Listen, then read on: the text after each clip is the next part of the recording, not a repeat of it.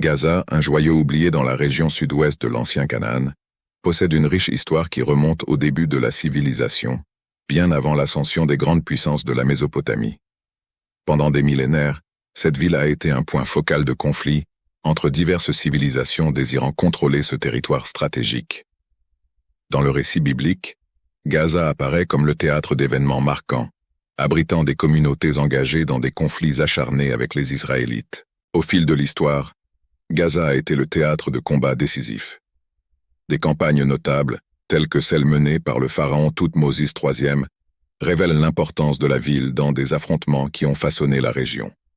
À l'époque des juges, Gaza a subi des sanctions contre les Philistins, et son territoire a été éprouvé dans des batailles s'étendant aux conquêtes babyloniennes, perses et romaines. Les récits des prophètes bibliques sur la ville, qui ont prédit sa destruction et sa ruine, résonnent à travers les siècles. Quelles étaient ces prophéties? Quelle est la pertinence de Gaza dans les récits bibliques? Et comment l'histoire de Gaza s'est-elle transformée en un cycle de conquête et de désolation? Dans cette vidéo, nous explorerons ces questions intrigantes. Plusieurs sources offrent un aperçu approfondi de l'histoire de Gaza, des textes bibliques aux enregistrements des civilisations voisines, en passant par des historiens de l'Antiquité renommés, tels qu'Hérodote, Strabon et Flavius Joseph.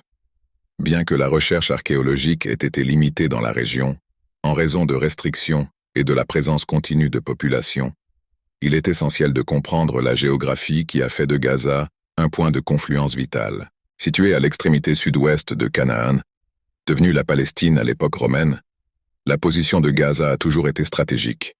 Environ 80 km séparent la ville de Jérusalem, et sa proximité avec la mer Méditerranée, à seulement 5 km de distance, lui a conféré un rôle crucial dans les routes commerciales du Moyen-Orient.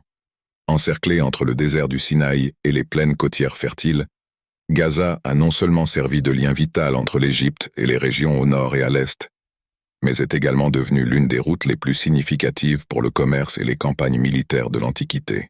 À travers cette vidéo, explorons ensemble l'histoire complexe de Gaza, ses défis et ses victoires, révélant la véritable essence de ce lieu qui, bien que souvent oublié, continue de battre au rythme de ses riches récits historiques. Imaginez un carrefour commercial vibrant, où des caravanes de marchands se rassemblent pour échanger des épices exotiques, des métaux précieux étincelants, des tissus fins et des produits agricoles frais.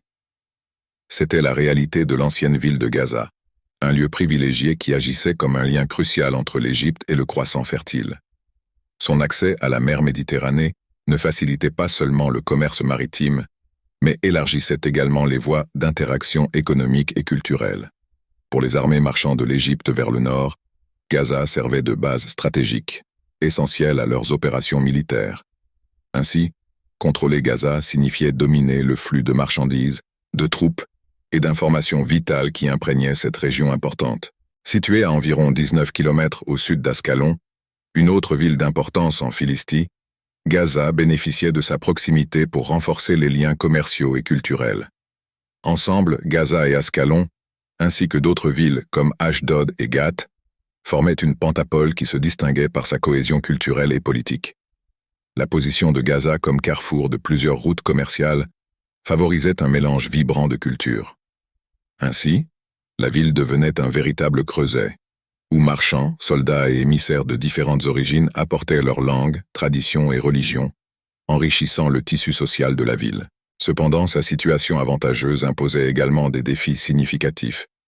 Gaza était constamment vulnérable aux invasions de peuples désirant contrôler cette route stratégique. Sa proximité avec le désert intensifiait cette vulnérabilité, exposant la ville aux menaces des tribus nomades et aux rigueurs du climat aride environnant. Cependant, la défense de Gaza était favorisée par son élévation, à environ 30 mètres au-dessus de la plaine fertile, ce qui offrait un point stratégique pour repousser les attaques. Les murs qui entouraient la ville, combinés à cette topographie, rendaient l'avancée des armées ennemies difficile, permettant à Gaza de résister à des sièges prolongés à plusieurs reprises dans l'histoire. La ville disposait d'environ 15 puits d'eau douce, ressources essentielles pour la survie de la population et pour l'agriculture. Ces puits assuraient un approvisionnement constant en eau, même pendant les mois les plus arides, contribuant au développement de Gaza en tant que métropole bien structurée, avec des espaces publics vibrants, des marchés animés et des temples qui reflétaient sa richesse culturelle. La disponibilité de l'eau et la fertilité des terres environnantes influençaient profondément les pratiques religieuses locales, résultant dans la vénération de divinités associées à l'agriculture et à la fertilité. Ainsi, Gaza n'était pas seulement un point commercial, c'était un centre palpitant de vie, de spiritualité et d'échanges culturels. Vous êtes-vous déjà demandé quelle est l'origine de Gaza, l'une des villes les plus anciennes qui continue de fasciner le monde? Cette question, bien que complexe, nous amène à explorer les racines d'une métropole qui remonte à des millénaires. L'histoire de Gaza s'entrelace avec les récits bibliques et d'autres chroniques anciennes, apparaissant déjà dans le livre de la Genèse. Ici, nous trouvons la première mention de la ville, au chapitre 10, verset 19, où elle est référencée comme faisant partie des limites du territoire cananéen. Cela indique que Gaza existait non seulement, mais jouait également un rôle significatif dans l'ancienne civilisation de Canaan, descendant de Canaan, fils de Cham et petit-fils de Noé. Les Cananéens s'étaient installés dans de vastes zones de cette terre, formant une culture riche marquée par des cités-États prospères en commerce, en agriculture et en rituels religieux variés. Une autre référence essentielle apparaît dans le Deutéronome, chapitre 2, verset 23, qui mentionne les Havites, un peuple qui habitait des villages jusqu'à Gaza. Les Havites, considérés comme l'un des groupes les plus primitifs du sud de Canaan, avaient une présence marquante dans la région avant l'arrivée des Philistins. Cette preuve suggère que Gaza était déjà un centre vibrant d'habitation et de culture avant sa transition vers la domination philistine. Avec le temps, les Havites furent progressivement remplacés par les Caphtorim, un peuple marin que de nombreux chercheurs croient avoir influencé ou même donné naissance aux Philistins, qui se sont établis sur la côte de l'actuel Israël et à Gaza même. L'ascension des Philistins a apporté une nouvelle ère de notoriété à la ville. Durant cette période, Gaza est devenue l'une des 5 éminentes cités-États philistines, avec Asdod, Écron, Ascalon et Gath, chacune contribuant à la riche mosaïque culturelle et politique de la région. Finalement, Gaza passa sous domination égyptienne, et les archives historiques ainsi que les récits bibliques, comme les annales du pharaon Thoutmôsis III, soulignent la ville comme un important centre stratégique durant les campagnes militaires égyptiennes.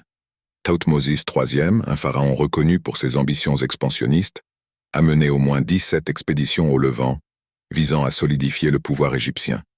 Dans sa première campagne, qui a culminé avec la célèbre bataille de Megiddo, vers 1468 avant Jésus-Christ, Gaza a servi de point d'arrêt crucial et de logistique pour les troupes égyptiennes.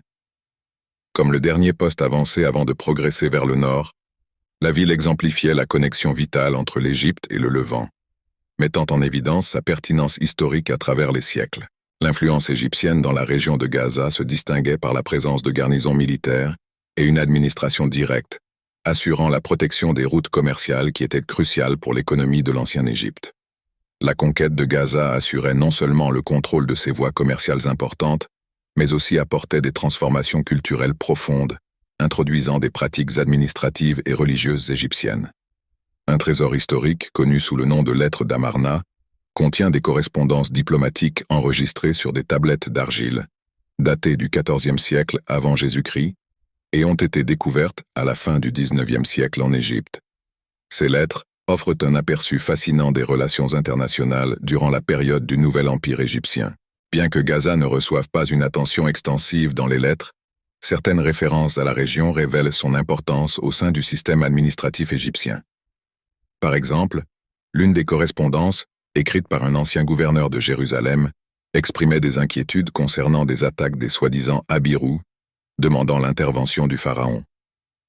La signification du terme Abirou suscite un débat intense parmi les chercheurs, car son interprétation peut varier, se référant à des groupes tels que des nomades, des mercenaires, des rebelles et même des travailleurs migrants. Certains universitaires suggèrent une connexion possible avec les Hébreux, bien que cette relation ne soit pas définitive. La plupart s'accordent sur le fait que Abiru désignait davantage une classe sociale qu'une ethnie spécifique. Un autre document significatif est le papyrus d'Anastasie II, daté de la fin de la 19e dynastie égyptienne, qui offre également des informations sur l'administration égyptienne à Gaza. Ce texte mentionne les difficultés rencontrées par un scribe en voyageant à travers les terres de Canaan, incluant Gaza comme partie du territoire sous influence égyptienne. Apparemment, Des officiels égyptiens s'établissaient dans la ville pour superviser la collecte des tribus, recruter des soldats et maintenir l'ordre. L'interaction entre les divers peuples qui passaient par Gaza aurait pu promouvoir un syncrétisme religieux, où les pratiques et croyances des cultures voisines étaient adoptées et adaptées. La religion de Gaza était profondément façonnée par les diverses civilisations qui l'habitaient et la dominaient, incluant les Cananéens, les Philistins, les Phéniciens, les Égyptiens et d'autres peuples de l'ancien Proche-Orient. Les Cananéens, les premiers habitants connus de la ville, pratiquaient un culte polythéiste qui vénérait une variété de dieux liés à la nature, à la fertilité et à des phénomènes célestes. Leurs rituels incluaient des offrandes animales et, occasionnellement, même des sacrifices humains, ainsi que des festivals saisonniers célébrant les récoltes.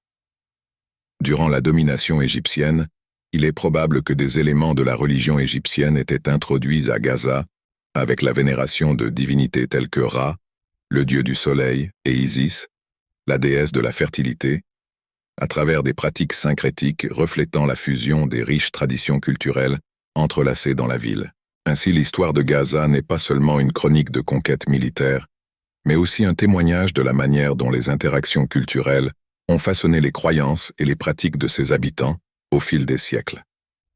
La ville, tout au long de son existence, s'est distinguée comme un microcosme des dynamiques complexes du Proche-Orient ancien, où chaque conquête, chaque interaction, laissait une empreinte indélébile sur son héritage culturel. Avec l'arrivée des Philistins dans la région de Gaza, la vie spirituelle de la ville était marquée par la prédominance de la religion philistine. Parmi les divinités vénérées, Dagon se distinguait comme le dieu principal, fréquemment mentionné dans les Écritures comme l'entité à laquelle les Philistins attribuaient leur victoire militaire. Associé à la fertilité, Dagon était également lié au grain et à la récolte, reflétant l'importance de l'agriculture dans la vie quotidienne. Les temples dédiés à cette divinité n'étaient pas seulement des lieux de culte, mais aussi des centres vibrants d'interaction sociale et culturelle, où des festivals, des offrandes et même des oracles étaient réalisés. L'architecture de ces temples reflétait probablement des influences égyptiennes, intégrant des styles et des pratiques locaux. Avec le temps, durant les dominations assyriennes et babyloniennes, de nouvelles influences religieuses commençaient à imprégner Gaza. Le même schéma se répétait sous le contrôle perse et, plus tard, durant l'influence gréco-romaine, lorsque des pratiques d'adoration variées étaient incorporées. Ces pratiques religieuses générèrent souvent des tensions avec les Israélites. La Bible, dans divers passages, condamne l'idolâtrie et les cultes étrangers qui menaçaient la pureté de la foi israélite. Pour mieux comprendre cette tension, il est essentiel de tracer un panorama de l'interaction complexe entre les Israélites et les habitants de Gaza au temps biblique. La relation entre Gaza et le peuple d'Israël est marquée par une histoire multifacette qui se déploie à travers plusieurs livres de la Bible et différentes périodes historiques. Au fil du temps, Gaza s'est positionné tantôt comme allié, tantôt comme ennemi, et aussi comme un champ de dispute en relation avec les Israélites. Avant l'ère de Moïse, la région était habitée par les Havites, qui furent plus tard remplacés par les Philistins après la sortie des Israélites d'Égypte et leur période de pérégrination dans le désert. Sous la direction de Josué, le peuple d'Israël a commencé la conquête de Canaan, la terre promise. La campagne de Josué visait à établir les tribus israélites dans la région, en expulsant ou en soumettant les peuples qui y habitaient.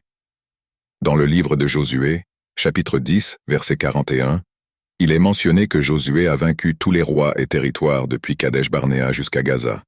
Ce passage biblique souligne l'étendue des campagnes militaires de Josué, montrant l'ambition israélite de dominer toute la terre promise, y compris les zones côtières sous contrôle philistin. Après la conquête initiale, la terre a été divisée entre les tribus d'Israël, et le texte de Josué, chapitre 15, verset 47, inclut Gaza comme partie de l'héritage destiné à la tribu de Juda. Cette inclusion suggère que, en théorie, Gaza faisait partie du territoire convoité par Juda, reflétant la complexe mosaïque de relations et de disputes qui caractérisait l'histoire de la région. Cependant, la possession réelle de Gaza représentait un défi considérable, et les Écritures indiquent que la tribu de Juda a rencontré des obstacles significatifs pour consolider son contrôle sur la ville. La Bible mentionne la présence des Anakim, un peuple de grande taille, souvent décrits comme des géants, qui sont restés à Gaza, Gath et Asdod. Ce détail suggère que, Même si Israël a réussi dans plusieurs campagnes militaires, le contrôle total sur Gaza restait un objectif lointain. Dans le livre des Juges, chapitre 1, verset 18, nous lisons que Juda a conquis Gaza, ainsi qu'Ascalon et Écron. Cependant, cette victoire semble avoir été seulement temporaire ou incomplète, car d'autres récits indiquent que les Philistins ont réussi à reprendre le contrôle de ces villes. Le livre des Juges dépeint une période marquée par l'instabilité et les conflits continus entre Israël et ses voisins. En tant que ville philistine, Gaza servait souvent de base pour des attaques hostiles contre Israël. Par exemple, dans les Juges, chapitre 6, verset 4, il est rapporté que les Madianites, les Amalécites et d'autres peuples de l'Est envahissaient Israël, atteignant Gaza et causant de grandes souffrances au peuple israélite en détruisant leurs récoltes et leurs troupeaux. Cette mention de Gaza comme limite des invasions souligne le rôle de la ville comme un point stratégique pour ces groupes agressifs. Les épisodes les plus mémorables impliquant Gaza durant l'ère des Juges sont associés à Samson, l'un des juges d'Israël. La Bible raconte que Samson se rendit à Gaza, où il rencontra une prostituée et entra dans sa maison. À la connaissance de la présence du juge, les Gazaïtes complotèrent sa mort pour l'aube. Cependant, Samson, se levant à minuit, réalisa un exploit impressionnant. Il arracha les portes de la ville, les plaça sur ses épaules et les transporta jusqu'à la colline face à Hébron. Cet acte non seulement humilia les Gazaïtes, mais démontra également la force impressionnante de Samson, exacerbant encore l'animosité entre lui et les Philistins. Plus tard, Samson fut trahi par Dalila et capturé par les Philistins, qui lui crevèrent les yeux et l'emmenèrent à Gaza, où il fut emprisonné et contraint à tourner un moulin. Lors d'une célébration dans le temple de Dagon, le dieu philistin, Samson fit quelque chose d'extraordinaire. Il renversa les colonnes du temple, entraînant sa mort et celle de nombreux Philistins. Durant la période de transition vers la monarchie, les Philistins capturèrent l'arche de l'Alliance lors d'un affrontement contre Israël. La Bible rapporte que l'arche fut transportée d'Ebenezer à Asdod, mais causa tant de calamités aux Philistins qu'ils décidèrent de la restituer. Dans ce contexte, Gaza fut mentionnée comme l'une des villes qui offrit une offrande d'or au Seigneur comme partie de la restitution. Sous le règne de Salomon, le royaume d'Israël atteignit son apogée en termes d'étendue territoriale et d'influence politique, couvrant toute la zone à l'ouest de l'Euphrate, de Tipsa à Gaza. Durant cette période, la paix régnait dans la région, un exploit remarquable en temps de conflits constants. Salomon se distingua par ses alliances diplomatiques et son commerce international, et le contrôle sur Gaza était fondamental pour accéder aux routes commerciales qui reliaient Israël à l'Égypte et au-delà, stimulant la prospérité économique de sa nation. Cependant, Gaza n'était pas seulement un centre commercial. La ville était également la cible de plusieurs prophéties bibliques qui annonçaient des jugements contre les nations voisines qui opprimaient Israël ou pratiquaient l'idolâtrie. Le prophète Amos, par exemple, dénonça Gaza pour avoir capturé et vendu des personnes aux Édomites. À travers Amos, Dieu annonça qu'il incendierait les murs de la ville, consumant ses palais. Jérémie également prophétisa sur le jugement divin qui retomberait sur Gaza, tandis que Sophonie prévit la complète désolation de la ville. La position stratégique de Gaza la rendait une cible attractive pour les empires étrangers, dont les actions avaient souvent des répercussions en Israël. Les registres historiques démontrent que Gaza fut sous domination assyrienne à diverses occasions, se voyant obligé de payer de hauts tribut à la Syrie. Pendant la rébellion d'Ézéchias, roi de Juda, la Bible narre qu'il attaqua les Philistins, étendant son offensive jusqu'à Gaza. Jérémie enregistra également une prophétie révélant que Nabuchodonosor, roi de Babylone, conquérait Gaza et d'autres terres des Philistins. De plus, le pharaon Nécho Ier, d'Égypte, avait déjà attaqué Gaza lors de ses campagnes militaires. La chute de Babylone en 539 avant Jésus-Christ marqua le début d'une nouvelle ère sous le commandement de l'empereur Cyrus Rome, fondateur de l'Empire perse. Cyrus permit aux peuples opprimés par les Babyloniens, y compris les Juifs, de retourner à leur terre natale et de reconstruire leurs temples et villes. Bien que Gaza n'était pas une ville juive, les changements politiques de l'époque résonnaient dans toute la région. Sous la domination perse, Gaza a continué d'être une ville stratégique au sein du système administratif de l'Empire. La région était organisée en satrapies, et Gaza faisait probablement partie de la satrapie de Phénicie. Les Perses adoptaient une politique de relative autonomie locale, à condition que les villes paient des tributs et ne contestent pas l'autorité impériale. L'historien grec Polybée a décrit Gaza comme une ville guerrière durant cette période, jouissant de prospérité et exerçant une importance militaire et commerciale significative. La ville servait de point final à la célèbre route de l'encens, qui apportait des épices et d'autres biens précieux de l'Arabie et de l'Afrique vers la Méditerranée. En 332 avant Jésus-Christ, Alexandre le Grand lança sa campagne ambitieuse de conquête contre l'immense empire perse, cherchant à étendre ses frontières et à laisser un héritage durable. Après une victoire décisive à la bataille d'Issos, le conquérant progressa vers le sud en direction de l'Égypte, conquérant plusieurs villes en chemin. Cependant, la ville de Gaza s'opposa farouchement à son passage. Avec le soutien de mercenaires arabes, la ville résista vaillamment à un siège qui dura 2 mois intenses, mais finit par succomber. Arrien, un historien grec de l'époque, décrit le siège de Gaza comme l'un des plus difficiles qu'Alexandre ait affronté. La ville, fortement défendue et stratégiquement positionnée, offrit une résistance tenace. À travers des tactiques militaires et l'utilisation de machines de guerre, les défenses de Gaza furent finalement brisées. En représailles pour la résistance de la ville, Alexandre aurait vendu la population survivante comme esclave et repeuplé Gaza avec des individus d'autres régions. Une stratégie visant à consolider son contrôle sur la zone. Après la mort d'Alexandre en 223 avant Jésus-Christ, son empire fut divisé entre ses généraux, résultant dans la formation de plusieurs royaumes hellénistiques. Gaza passa sous la domination des Ptolémées, qui gouvernèrent l'Égypte. Cependant, la ville devint rapidement un champ de bataille entre les Ptolémées et les Séleucides, qui contrôlèrent la Syrie. Après la bataille de Banias, le roi séleucide Antiochos III vainquit les Ptolémées, conquérant Gaza et les régions avoisinantes. Sous la domination hellénistique, Gaza prospéra sous une forte influence culturelle grecque. La ville fut restructurée selon les normes urbaines hellénistiques, avec la construction de théâtres, de gymnases et d'autres bâtiments publics reflétant la nouvelle ère. La langue grecque devint prédominante dans l'administration et la culture, tandis que des pratiques religieuses grecques furent introduites.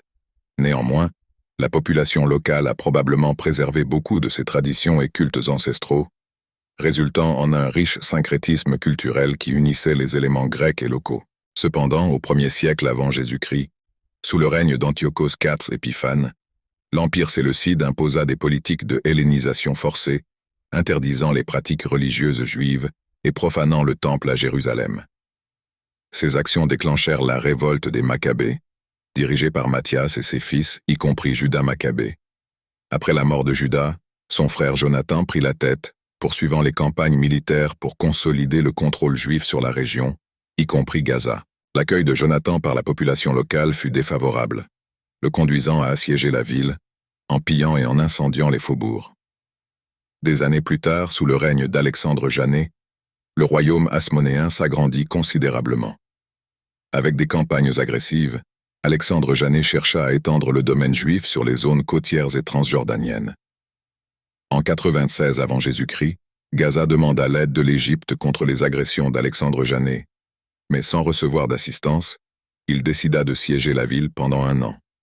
Historiquement, après la chute de Gaza, Alexandre Janet ordonna sa destruction et le massacre de ses habitants, une action reflétant à la fois des raisons stratégiques et des animosités politiques et religieuses. En 63 avant Jésus-Christ, le général romain Pompée intervint de manière décisive dans les affaires du Moyen-Orient, restructurant les frontières et établissant la suprématie romaine dans la région. Durant sa campagne, Pompée restaura l'autonomie de plusieurs villes hellénistiques qui étaient tombées sous le contrôle des Hasmonéens, y compris la ville de Gaza. L'historien Flavius Joseph rapporte que Pompée rendit la liberté à Gaza, permettant à la ville de se relever et de récupérer son influence culturelle grecque. Dans les années suivantes, le proconsul romain Aulus Gabinius poursuivit le processus de revitalisation, reconstruisant Gaza et d'autres villes de la région.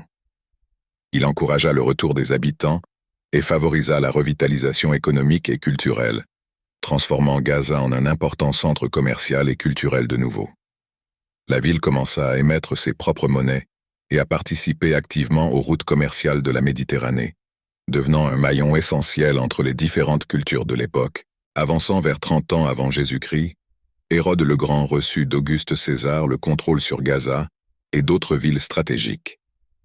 Reconnaissant l'importance de leur position, Hérode investit dans la reconstruction et l'embellissement de ces villes, érigeant des bâtiments publics imposants, des temples majestueux et des forteresses robustes. Cependant, après la mort d'Hérode, Gaza fut intégrée à la province romaine de Syrie, perdant son statut de ville sous contrôle juif. Durant toute la période intertestamentaire, Gaza est devenu un véritable creuset culturel, où les influences perses, grecques, juives, et plus tard, romaines se mélangeaient. La ville abritait une population diversifiée, composée de Grecs, de Philistins, de restes juifs et d'autres peuples, reflétant la riche mosaïque de culture qui l'imprégnait. Mais que s'est-il passé avec Gaza pendant le Nouveau Testament et les époques ultérieures? La seule mention directe de la ville dans le Nouveau Testament se trouve dans les Actes des Apôtres, chapitre 8, verset 26, où le récit de l'évangélisation par Philippe, l'évangéliste, souligne l'importance de la ville. Le texte biblique mentionne que Philippe a été instruit de voyager sur la route de Jérusalem à Gaza, où il rencontrerait un eunuque éthiopien d'importance considérable. La narration continue en décrivant comment Philippe expliqua les Écritures à l'eunuque et le baptisa, marquant une occasion significative pour l'expansion du christianisme au-delà des frontières juives. Un détail intrigant dans ce récit est la description de Gaza comme un lieu désert et désolé. Cette caractéristique a suscité des débats parmi les érudits. Certains croient que cette description se réfère à la route menant à Gaza, indiquant que la route traversait une région inhabitée, tandis que d'autres considèrent qu'elle se réfère à la ville elle-même, suggérant que Gaza était déserte ou en ruine à cette époque. Quoi qu'il en soit, après l'ère chrétienne, lors de la grande révolte juive contre la domination romaine, Gaza a été attaquée par des rebelles juifs. Flavius Joseph rapporte que les Juifs ont détruit une partie de la ville, bien que cette destruction n'ait pas été complète. Gaza, résiliente, s'est rapidement remise et a continué à prospérer dans les années suivantes. La ville de Gaza a prospéré pendant la paix relative de la Pax Romana, une période qui favorisait le commerce et stimulait l'économie régionale. Cet environnement propice a permis à Gaza de frapper ses propres monnaies, s'établissant comme un centre proéminent de la culture hellénistique dans l'Est méditerranéen. Célèbre pour ses écoles de rhétorique et de philosophie, la ville attirait des étudiants et des intellectuels de diverses régions, devenant un point de rencontre vibrant pour l'échange d'idées. Gaza était également le foyer de majestueux temples, dédiés à des divinités grecques et romaines, telles que Zeus, Apollon et Athéna. Malgré sa dévotion principale au culte de Marnas, la ville affichait un magnifique stade, inauguré par l'empereur Hadrien, où des événements sportifs passionnants se déroulaient. Avec l'officialisation du christianisme dans l'Empire romain, Gaza a subi une transformation significative, marquée par la destruction de temples païens et la construction d'églises chrétiennes. Après la division de l'Empire romain, la ville est restée sous la domination de l'Empire byzantin, préservant de nombreux éléments culturels et architecturaux. Toutefois, aux alentours de l'année 635, durant l'expansion du califat musulman, Gaza a été conquise et a commencé un processus graduel de conversion à l'islam. Malgré cela, des communautés chrétiennes et juives ont continué à exister dans la ville, maintenant leur tradition au milieu de changements significatifs. Ce règne musulman fut brièvement interrompu pendant les croisades, lorsque la ville redevint un centre de dispute. À partir de 1517, Gaza fut incorporée à l'Empire ottoman et, par la suite, sous le mandat britannique de la Palestine. Après la Première Guerre mondiale, la ville fut occupée par l'Égypte, et plus tard, après la guerre arabo-israélienne de 1948, elle passa sous le contrôle d'Israël après la guerre des 6 jours, en 1967. Depuis lors, la région n'a jamais connu une paix durable, malgré les nombreuses tentatives de négociation entre l'État d'Israël et les autorités palestiniennes. Le retrait israélien en 2005 a laissé la ville moderne de Gaza pratiquement au même endroit que l'ancienne. Mais de nombreux sites archéologiques restent inaccessibles en raison de l'occupation continue et de la haute densité de population, rendant difficile l'obtention de preuves matérielles qui corroborent les récits historiques sur l'ancienne ville. Malgré les limitations, les artefacts trouvés dans les zones environnantes et les références dans les textes anciens fournissent des aperçus précieux sur les Philistins et d'autres peuples qui habitaient Gaza, aidant à contextualiser la riche et tumultueuse histoire de ce territoire. Maintenant, écrivez dans les commentaires si vous connaissiez déjà l'origine de Gaza dans la Bible et si vous souhaitez approfondir votre connaissance de la parole de Dieu. N'oubliez pas de laisser votre like, de vous abonner à la chaîne et à bientôt pour une nouvelle vidéo.